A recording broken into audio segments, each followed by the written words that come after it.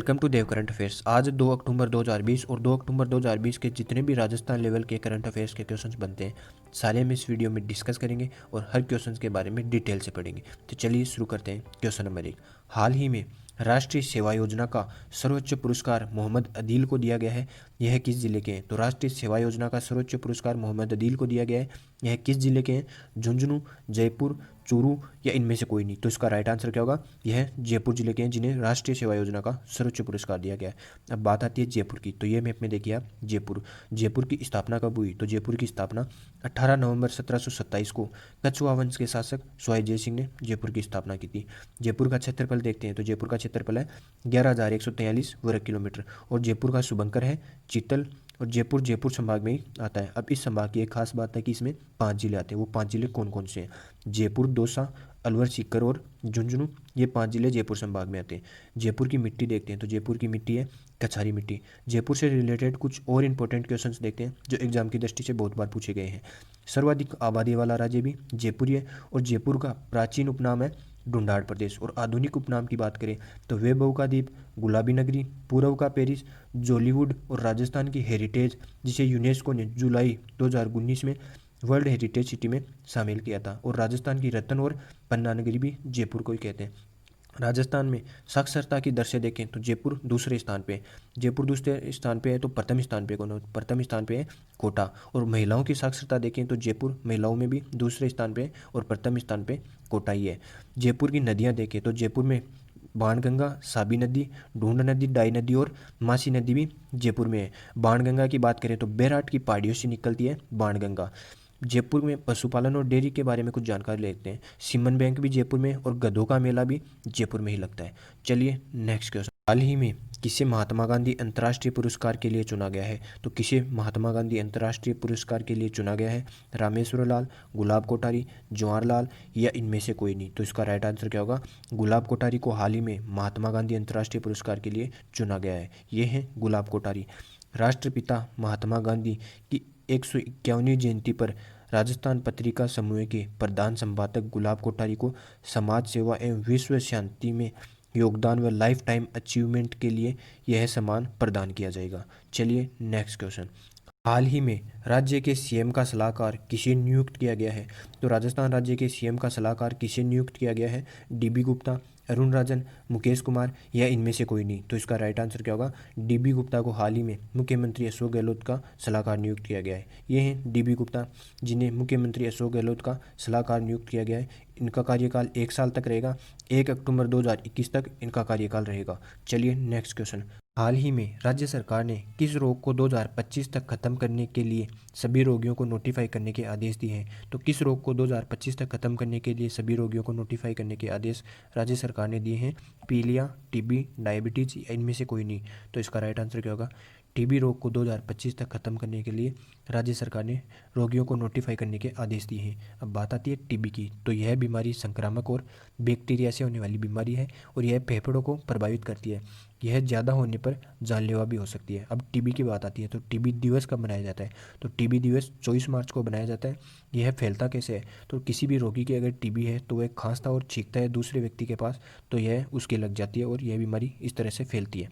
चलिए देखते हैं नेक्स्ट क्वेश्चन, हाल ही में गोविंद गुरु जनजातीय विश्वविद्यालय बांसवाड़ा के पूर्व कुलपति प्रोफेसर कैलाश सोडानी को इस विश्वविद्यालय में कार्यकारी परिषद का सदस्य नियुक्त किया गया है? तो गोविंद गुरु जनजातीय विश्वविद्यालय बांसवाड़ा के पूर्व कुलपति प्रोफेसर कैलाश सोडानी को किस विश्वविद्यालय में कार्यकारी परिषद का सदस्य नियुक्त किया गया है?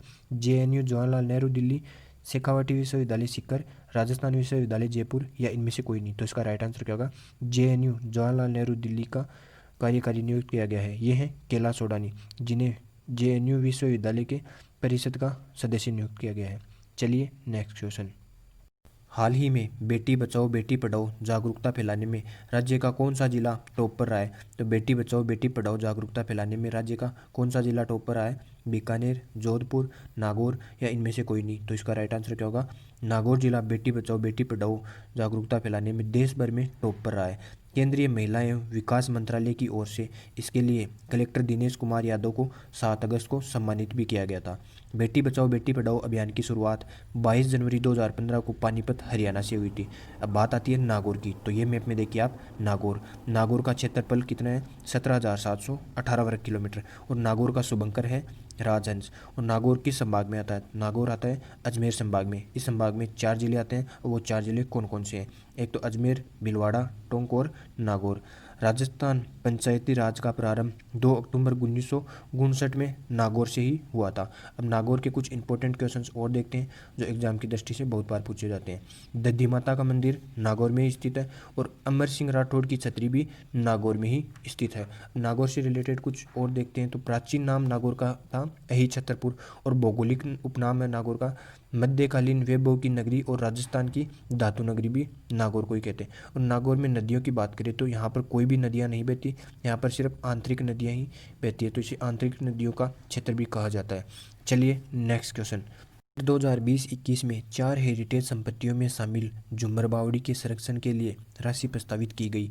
यह बावड़ी किस जिले में स्थित है? तो झूमर बावड़ी किस जिले में स्थित है? जयपुर, झुंझुनू, सवाई माधोपुर या इनमें से कोई नहीं? तो इसका राइट आंसर क्या होगा? सवाई माधोपुर में है झूमर बावड़ी। अब बात आती है सवाई माधोपुर की, तो ये मैप में देखिए आप सवाई माधोपुर की स्थापना कब हुई? तो इसकी स्थापना हुई 19 जनवरी 1763 को।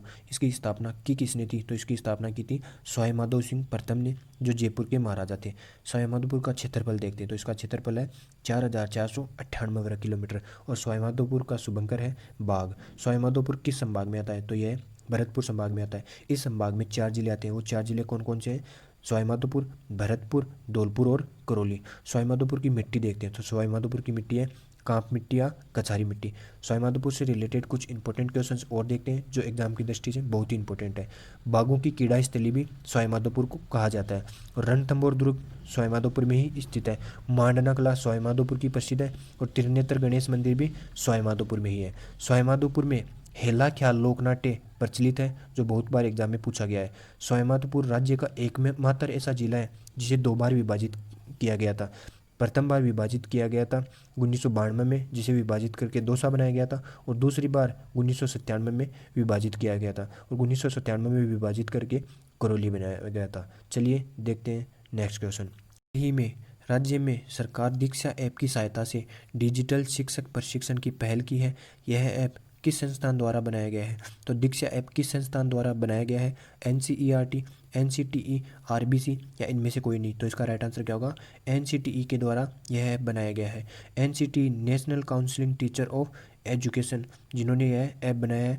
इस ऐप के द्वारा NCERT से संबंधित पाठ्यक्रम की content text book QR code के द्वारा उपलब्ध की जाएगी।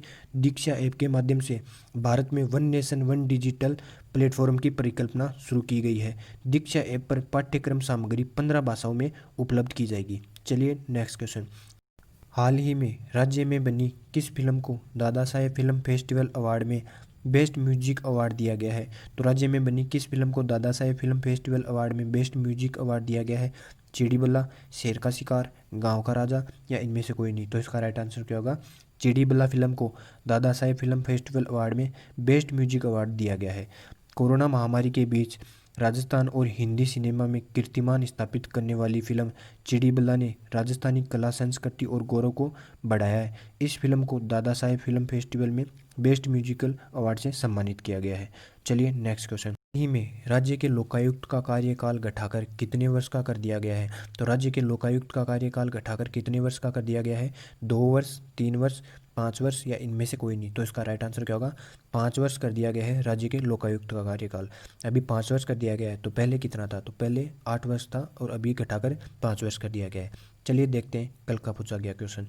राजस्थान स्थापना दिवस कब मनाया जाता है? तो राजस्थान स्थापना दिवस कब मनाया जाता है? 30 मार्च को राजस्थान स्थापना दिवस मनाया जाता है।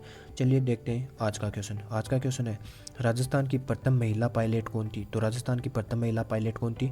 सुमित्रा कुमारी, नम्रता भट्ट, रंजना वर्मा और कमला बेनीवाल। तो इसका राइट आंसर आप कमेंट बॉक्स में देना।